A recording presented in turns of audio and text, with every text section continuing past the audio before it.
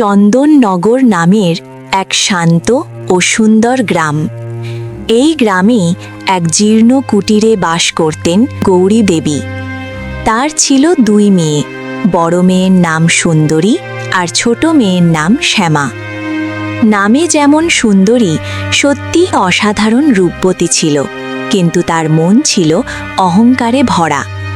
অন্যদিকে শ্যামা ছিল গায়ের রঙে কিছুটা চাপা, মা শ্যামলা, কিন্তু তার মন ছিল দয়ায় পূর্ণ। সুন্দরী মা আমার, আজ তোকে কত সুন্দর লাগছে দেখতে। তুই একদম রাজকুমারীর মতো। আয়, তোর চুলে একটু তেল মাখিয়ে দি। মা, সাবধানে মাখিও, আমার চুলে যেন জট না পড়ে। আর দেখো তো, রোদে গিয়ে আমার গায়ের রং যেন একটু ময়লা হয়ে গেছে। আমাকে আরও দামি রূপচর্চার সামগ্রী এনে দিতে হবে। তুই চিন্তা করিস না মা, শ্যামা আসুক। ও আজ অনেকগুলো বাড়িতে কাজ করতে গেছে। টাকা নিয়ে এলেই আমি তোর জন্য সব কিনে আনবো। মা, আমি ফিরেছি। আজ সবকটা বাড়ির বাসন মেজে আর কাপড় ধুয়ে এই কটা টাকা পেয়েছি। এই নাও মা। মাত্র এই কটা টাকা? এতে সুন্দরীর রূপচর্চার সামগ্রী আসবে নাকি আমাদের খাবার জুটবে? তুই আজকাল কাজে খুব ফাঁকি দিচ্ছিস শ্যামা। মা, আমি তো সারাটা দিন না খেয়ে কাজ করি, একটুও বিশ্রাম নিই না। তুমি কি আমাকে একবারও খেতে বলবে না? তোর আবার খাওয়া কিসের? তুই তো সারাদিন মানুষের বাড়িতে এটা ওটা খেয়েই আসিস। আর শোন, কাল থেকে আরো বেশি বাড়িতে কাজ খুঁজবি। আমার এই শাড়িটা পুরনো হয়ে গেছে, নতুন শাড়ি চাই। দিদি, আমি আর কত কাজ করব? আমার শরীরটা আর চলে না। একদম মুখে মুখে তর্ক করবি না শ্যামা। সুন্দরী কত সুন্দর, ওকে মানায় ভালো ভালো জামা কাপড়ে। আর তুই তো কালো, তোকে যাই পরানো হোক একই লাগবে। যা, রান্নাঘরে গিয়ে দেখ একটু বাসি ভাত আছে, খেয়ে নে। এভাবেই দিনের পর দিন কেটে যাচ্ছিল। শ্যামা হাড় ভাঙা খাটুনি খেটে টাকা রোজগার করে আনত, আর তার মা সেই সব টাকা খরচ করত সুন্দরীর পেছনে। একদিন দুপুরের বেলা গৌরীদেবী রান্না করছিলেন। রান্নার হাঁড়িতে সামান্য কিছু ভাত আর মাত্র একটি মাছের টুকরো ছিল। সুন্দরী মা, আয় খেয়ে নি। আজ তোর প্রিয় মাছের ঝোল রেঁধেছি। মা, আমার খুব খিদে পেয়েছে, দাও, তাড়াতাড়ি দাও। মা, আমার খুব খিদে পেয়েছে, কাল রাত থেকে আমি কিছু খাইনি। আমাকে কি অল্প একটু মাছ খেতে দেবে? লজ্জা করে না তোর শ্যামা? বড় দিদি থাকতে তুই মাছ খেতে চাইছিস? এই এক পিস মাছ সুন্দরীই খাবে, তুই শুধু এই শুকনো ফেনা ভাতটুকু খা। মা, এটা কেন করছো তুমি? টাকা কি আমি আনি না? আমিও তো তোমার সন্তান। সুন্দরীর মতো আমাকেও একটু ভালোবাসতে পারো না? শুধু গায়ের রঙের জন্য আমাকে কেন এত ঘৃণা করো? তোর সাহস তো কম না। তুই আজ আমার মুখের ওপর কথা বলছিস। এই রূপ নিয়ে আবার ভালোবাসা চাস? যা, এই বাড়ি থেকে দূর হয়ে যা। তোর মতো আপদ আমার ঘরে চাই না। হ্যাঁ মা, ঠিক বলেছ। এই কালো মুখটা দেখলে আমার সকালটাই খারাপ হয়ে যায়। দূর হয়ে যায় এখান থেকে। তোমরা আমাকে বাড়ি থেকে তাড়িয়ে দিচ্ছ? এই অন্ধকার দুনিয়ায় আমি কোথায় যাব মা? যেখানে খুশি যা, মরে যা। আমার বাড়িতে তোর কোনো জায়গা নেই। যা, বেরো। নিজের মা আর বোনের এমন ব্যবহারে শ্যামার বুক ফেটে কান্না এলো। সে কাঁদতে কাঁদতে বাড়ি থেকে বেরিয়ে পড়ল। হাঁটতে হাঁটতে সে গ্রামের সীমানা ছাড়িয়ে এক গভীর জঙ্গলের মধ্যে ঢুকে পড়ল। বনের ভেতরে যেতে যেতে সে এক অপূর্ব সুন্দর ঝর্ণা দেখতে পেল। ক্লান্ত শ্যামা সেই ঝর্ণার পাড়ে বসে অঝরে কাঁদতে লাগল। হে ভগবান, আমার অপরাধ কি? আমি কি কালো হয়ে জন্মে খুব বড় পাপ করেছি? মা কেন আমাকে ভালোবাসলো না? এখন আমি কোথায় যাব? এই জঙ্গলের পশুরা আমাকে খেয়ে ফেললেই ভালো হতো। সেই ঝর্ণার ঠিক পেছনেই একটি গুহায় বাস করত এক রাক্ষসী। তার নাম ছিল শুভঙ্করী রাক্ষসী। কে কে এখানে বসে কাঁদছে? আমার শান্ত বনে কার কান্নার সুর শোনা যাচ্ছে? ওরে বাবা, রাক্ষসী, আমাকে খেয়ে ফেলো না, দোহাই তোমার। আমি এমনিতেই খুব কষ্টে আছি। ভয় পেও না ছোট মেয়ে, আমি রাক্ষসী হলেও নিরপরাধ কাউকে ক্ষতি করি না। তোর চোখ ফেটে জল কেন পড়ছে? তোর এই করুণ অবস্থার কারণ কি? রাক্ষসী মা, আমার মা আর দিদি আমাকে বাড়ি থেকে তাড়িয়ে দিয়েছে। আমি কালো বলে তারা আমাকে ভালোবাসে না। আমি সারাদিন কাজ করে তাদের খাওয়াই, তাও তারা আমাকে মানুষ বলে মনে করে না। মানুষের মন বড়ই বিচিত্র। তারা বাইরেটা দেখে, ভেতরটা দেখে না। তোর কথা শুনে আমার খুব মায়া হচ্ছে রে। তুই অনেক পরিশ্রমী আর ভালো মেয়ে। তোর এই দুঃখ আমি দূর করব। আপনি আমার দুঃখ দূর করবেন? কিন্তু কিভাবে? এই যে দেখ, আমার হাতে একটি শিশি আছে। এতে এই বনের বিশেষ কিছু ঔষধি গাছের রস আছে। তুই যদি এই রসটুকু পান করিস তবে তোর রূপ হবে অপার্থিব। তুই হবি পৃথিবীর সবচেয়ে সুন্দর কন্যা। সত্যি বলছেন? আমি কি ফর্সা হয়ে যাব? মা আমাকে ভালোবাসবে? হ্যাঁ, তুই দুধে আলতা গায়ের রঙের অধিকারী হবে। তোর সৌন্দর্য দেখে সবাই মুগ্ধ হবে। নে, এটা পান কর। শ্যামা দ্বিধা না করে সেই শিশির রসটুকু পান করল। মুহূর্তের মধ্যে এক অলৌকিক কাণ্ড ঘটল। শ্যামার গায়ের কালো রং মুছে গিয়ে এক স্বর্গীয় আভা ফুটে উঠল। তার গায়ের রং একদম ফর্সা হয়ে গেল। এখন দেখ তোকে কেমন লাগছে। তুই শুধু বাইরে থেকে নয়, ভেতর থেকেও সুন্দর। এবার তুই বাড়ি ফিরে যা। মনে রাখিস, অহংকার যেন তোকে স্পর্শ না করে। আপনার অশেষ দয়া রাক্ষসী মা। আমি আপনার কথা সারা জীবন মনে রাখব। শ্যামা আনন্দে আত্মহারা হয়ে দৌড়ে বাড়ির দিকে চলল। বাড়িতে গিয়ে সে যখন দরজায় কড়া নাড়ল, গৌরী দেবী দরজা খুললেন। কে আপনি? আমাদের এই গরিবের কুটিরে কোন দেশে রাজকুমারী এলেন? মা, আমি তোমার শ্যামা। আমাকে চিনতে পারছো না? শ্যামা? না না, আমার শ্যামা তো কুচকুচে কালো। আপনি কি ঠাট্টা করছেন? সত্যি মা, আমিই শ্যামা। জঙ্গলে এক দয়ালু রাক্ষসী আমাকে এই রূপদান করেছেন।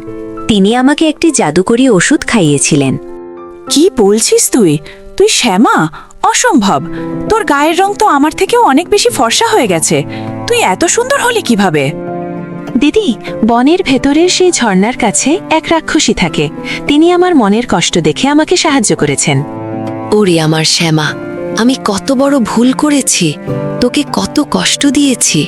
আজ থেকে তুই এই বাড়ির প্রধান। তুই বললেই সব হবে। কিন্তু সুন্দরী ভেতরে ভেতরে হিংসায় জ্বলে পুড়ে খাক হচ্ছিল। সে মনে মনে ভাবল, শ্যামা যদি ওই রাক্ষসীর কাছে গিয়ে সুন্দর হতে পারে, তবে আমি গেলে নিশ্চয়ই আরও বেশি বিশ্ব সুন্দরী হতে পারবো। মা, শ্যামা যদি সুন্দরী হতে পারে তবে আমি তো আগে থেকেই সুন্দরী। আমি যদি ওই রাক্ষসীর কাছে যাই তবে আমি হয়ে উঠব গোটা জগতের শ্রেষ্ঠ সুন্দরী। তখন রাজপুত্র এসে আমাকে বিয়ে করবে। আমি কালই জঙ্গলে যাব।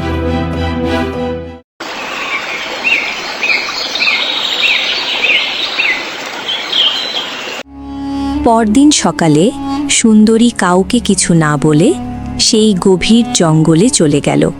সে ঝর্ণার পাড়ে গিয়ে শ্যামার মতো করে কান্নার নাটক করতে লাগলো। আমার মতো দুঃখী আর কেউ নেই। কেউ কি নেই আমাকে সাহায্য করার? আমি খুব অসহায়। শুভঙ্করী রাক্ষসী তার গুহার ভেতর থেকেই সব বুঝতে পারছিল। সে জানত যে সুন্দরী আসলে মন থেকে ভালো নয়, সে কেবল লোভের বশে এখানে এসেছে। শুভঙ্করী রাক্ষসী সুন্দরীকে পরীক্ষা করার জন্য এক বৃদ্ধার ছদ্মবেশে তার সামনে উপস্থিত হল। ওগো বাছা, তুমি কাঁদছো কেন? আমি এই বনের এক বুড়ি। খুব খিদে পেয়েছে মা। আমাকে কি একটু খাবার দেবে? দূর হ বুড়ি, দেখছিস না আমি বিশেষ মানুষের জন্য অপেক্ষা করছি? তোর মতো নোংরা বুড়িকে আমি খাবার দেব কেন? আর আমার কাছে কোনো খাবার নেই, যা এখান থেকে। বাছা, আমি বড় তৃষ্ণার্ত। আমাকে একটু জল দাও। বলছি তো, এখান থেকে যা। বেশি বিরক্ত করলে ধাক্কা দিয়ে ঝর্ণায় ফেলে দেব। যত সব আপদ এসে জুটেছে। সুন্দরীর এমন অহংকার দেখে শুভঙ্করী রাক্ষসী তার আসল রূপে ফিরে এলো। রাক্ষসীর বিশাল চেহারা দেখে সুন্দরী ভয়ে কাঁপতে লাগল। ওরে বাবা, এ কি? আপনিই কি সেই রাক্ষসী? মাফ করবেন, আমি বুঝতে পারিনি। আপনি আমার বোনকে সুন্দর করেছেন, আমাকেও আরো বেশি সুন্দর করে দিন। তুই বড় অহংকারী মেয়ে সুন্দরী।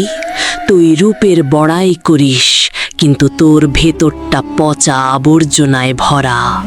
তুই ক্ষুধার্ত বৃদ্ধাকে অপমান করেছিস। তুই রূপের কাঙাল, তাই তো? ঠিক আছে, আমি তোকে এমন রূপ দেব যা দেখে পৃথিবী শিউরে উঠবে। সত্যি? দিন মা, জলদি সেই জাদুকরি ওষুধ দিন। এই নে, এই শিশি, এটা পান করলে তুই বিশেষ সুন্দরী হবি। সুন্দরী লোভের বশে সেই শিশির সবটুকু রস এক নিঃশ্বাসে খেয়ে ফেলল। কিন্তু এক মুহূর্ত পরেই সে চিৎকার করে উঠল। তার গায়ের রং কুচকুচে কালো হয়ে গেল। তার চেহারা হয়ে উঠল বিভৎস আর কুৎসিত। এ কি হলো? এ তো আমি না। আমার গায়ের রং এমন কয়লার মতো হয়ে গেল কেন? আমার হাত পা এমন অদ্ভুত হয়ে গেল কেন? রাক্ষসী, তুমি আমাকে ধোঁকা দিয়েছ। আমি ধোঁকা দিইনি সুন্দরী, এটা তোর ভেতরের কুৎসিত মনের প্রতিফলন। তোর মনে দয়া নেই, ভালোবাসা নেই, তাই তোর বাইরের রূপটাও এখন তোর মনের মতো হয়ে গেছে। যা এখন, এই রূপ নিয়ে বাড়ি যা। সুন্দরী কাঁদতে কাঁদতে বাড়ি ফিরল। সে বাড়িতে ঢোকার আগেই গৌরীদেবী তাকে দেখে লাঠি নিয়ে তেড়ে এলেন। ওরে বাবা, এ কি ভুতুড়ে কঙ্কাল! কে রে তুই? আমার বাড়িতে কেন এসেছিস? পালা এখান থেকে। মা, আমি তোমার সুন্দরী, আমাকে তাড়িয়ে দিও না। ওই রাক্ষসী আমাকে এমন করে দিয়েছে। তুই সুন্দরী? আমার সুন্দরী তো রাজকন্যার মতো ফর্সা। তুই তো একটা ডাইনি। আমার মেয়ে এমন হতে পারে না। দূর হয় এখান থেকে। মা, থামো, ওকে মেরো না। আমার মনে হয় এটাই দিদি। দিদি, তোমার এই অবস্থা কেন হলো? শ্যামা, আমাকে বাঁচা। আমি রাক্ষসীর সাথে খারাপ ব্যবহার করেছিলাম, অহংকার করেছিলাম। তার ফল আমি হাতে হাতে পেয়েছি। আমাকে মাও চিনতে পারছে না। আমি কোথায় যাব? দিদি, তুমি তোমার ভুল বুঝতে পেরেছো, এটাই অনেক বড় কথা। মা, দিদিকে ক্ষমা করে দাও। ও বিপদে পড়ে শিক্ষা পেয়েছে। কিন্তু শ্যামা, ওর এই কুৎসিত চেহারা নিয়ে আমরা সমাজে মুখ দেখাবো কিভাবে? তুমি চিন্তা করো না মা, আমি আবার বনের রাক্ষসী মায়ের কাছে যাব। তিনি দয়ালু, তিনি নিশ্চয়ই দিদিকে ক্ষমা করবেন। শ্যামা আবার সেই জঙ্গলে গেল। সে শুভঙ্করী রাক্ষসীর সামনে হাত জোর করে দাঁড়ালো। রাক্ষসী মা, আমার দিদি তার ভুল বুঝতে পেরেছে। সে খুব কাঁদছে।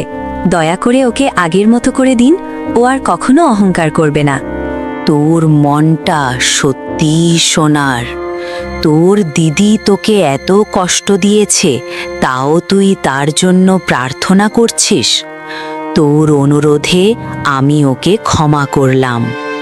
এই নাও আর একটি শিশি, এটা ওকে খাইয়ে দিবি।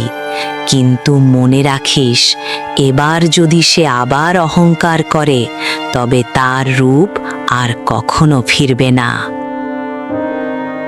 শ্যামা বাড়ি ফিরে সুন্দরীকে সেই ওষুধটি খাওয়ালো।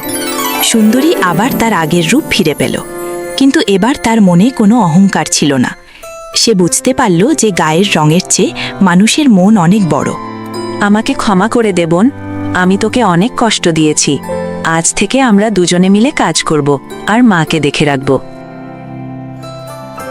সেই দিন থেকে সুন্দরী আর শ্যামা দুজনে মিলে সুখে শান্তিতে বাস করতে লাগলো। সুন্দরী এখন শ্যামার সাথে মানুষের বাড়িতে কাজ করে এবং সংসারের দায়িত্ব পালন করে।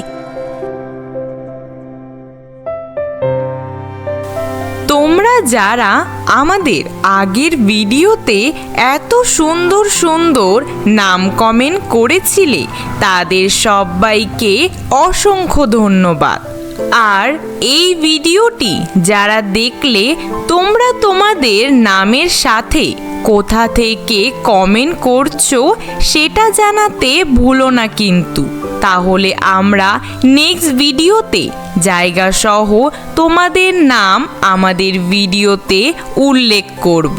তোমরা যারা প্রথম আমাদের চ্যানেলের ভিডিওটি দেখলে তারা চ্যানেলটিকে সাবস্ক্রাইব করে দিও আর পাশে থাকা বেল আইকনটিও প্রেস করে দিও, যাতে করে আমাদের পরবর্তী ভিডিওর নোটিফিকেশন সবার প্রথমে তোমাদের কাছে পৌঁছয়।